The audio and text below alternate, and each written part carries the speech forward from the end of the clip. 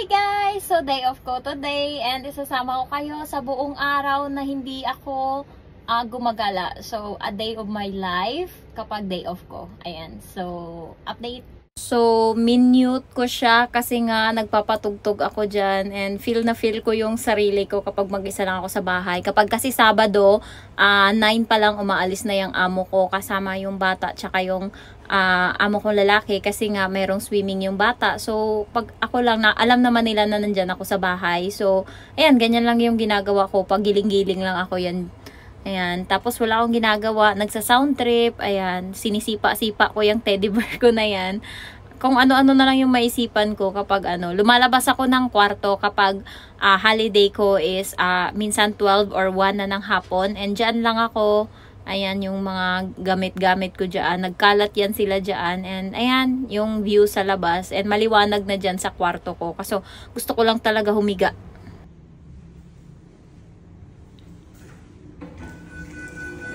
Ay! Sorry. Yes.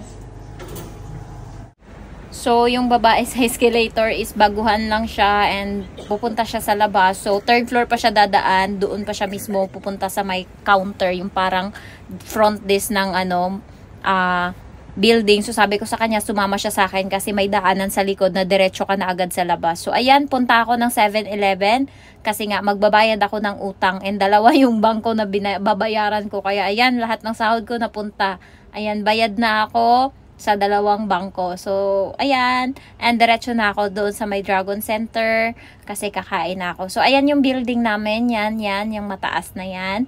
And, ayan, sa may likod lang, nandun yung Dragon Center. Dyan. So, dyan.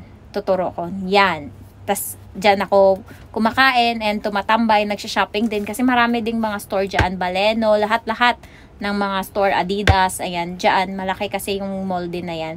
So, punta na tayo ng Jollibee. Ayan, Jollibee, bida ang saya. So, papasok na ako dyan. And, o-order ako ng 2-piece chicken with rice and soft drinks. And, yung isang chicken lang yung kakainin ko. Yung isa is ina-away ko, tinatabi ko siya. Ayan, kaya naligpit na kasi nasa bag na. Pinasok ko na yung isa. Kasi may kanin ako dito sa bahay and kakainin ko yan siya mamayang hapon sa gabi. Para hindi ako mayat and ayan, may pagkain ako, hindi ako magugutom. So pag uwi ko, bored ako, bumili ako ng pakwan sa labas, ayan, and then hiniwa-hiwa ko siya and kinain ko dito sa kwarto. So nabusog ako, kaya siguro mamaya pa akong alas 10 ng gabi kakain ng hapunan kasi nga nabusog ako dyan sa pakwan. Sobrang laki niyan guys, ang bigat. So, 20 Hong Kong dollar ko siya nabili. And baba lang din pala ng building namin is palengke na. Namalengke na ako bago ako umuwi. Bumili ako ng prutas, tinapay, gulay. And then, ayun, nag-shopping ako ng damit. So, ayan. Yan lang yung ginawa ko buong araw. And then, naligo ako. Pagkatapos is, naglaba. Kasi ang dami kong labahan. Simula, Lunes nung nakaraang linggo yung labahan ko hanggang kanina. Yun, nilabhan ko lahat.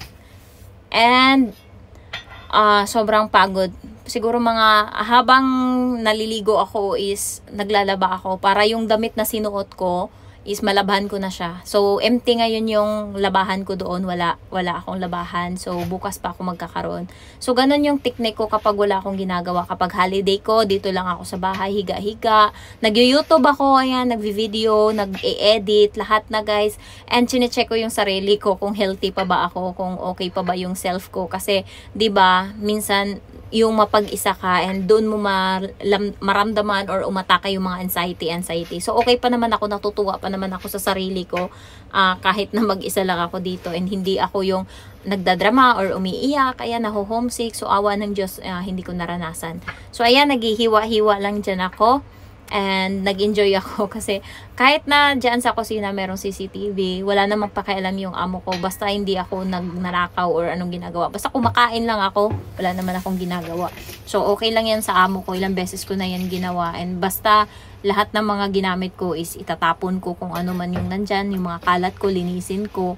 And also, nililinis ko rin yung bahay nila pagkaalis nila. Para pagdating, malinis na. So, naguhugas ako dyan. And also, bago ako dadalhin ko yan sa kwarto, yung pakwan. Pero guys, bawal sana yan. Pero dahil matigas ang ulo ko, and alam naman ng amo ko yan na nagkumakain ako dito sa kwarto, kahit sinasabi niya na hindi, gusto kong kumain dito mas gusto ko dito umupo and kumain. Kaya dinadala ko siya sa kwarto and doon ako kakain. So, ayan, a day of my life. And ang sarap ng pakwan. Sobrang tamis niya. And yun nga, kasi tumutulo siya dito sa kinakainan ko. Kinuha ko yung damit and yun yung ginamit kong pangpunas. Hindi na pala nakukuha yung mancha niya, kaya wag niyong subukan. So, nilabhan ko yung damit pero ano lang, napusyaw lang yung mancha pero hindi siya nawala talaga. So, ayan, ang ganda, ang sarap niya. Ayan, lalagay ko na siya sa kwarto, papasok na ako. And andito yung mga kalat ko sa kwarto, of course.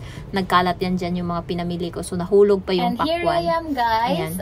So, kakatapos ko lang. Ganyan lang yung day of my life. Galing sa labas and then naligo ako. Naglaba din ako ng damit ko kasi nga hindi ako makakapaglaba kasi yung bata is gising or maaga nagigising. So, hindi ko nagagawa kasi wala na siyang pasok sa school, hindi ko na siya nasisingit. So, naglaba na ako ngayon and nagpapahinga lang ako. So, nag-shopping din pala ako kanina ng damit and then, ayan.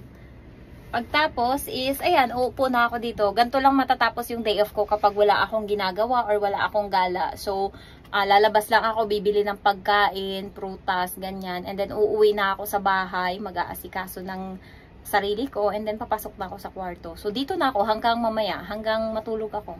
So, ganito lang natatapos yung holiday ko, and thank you for watching. I love you all. Bye-bye.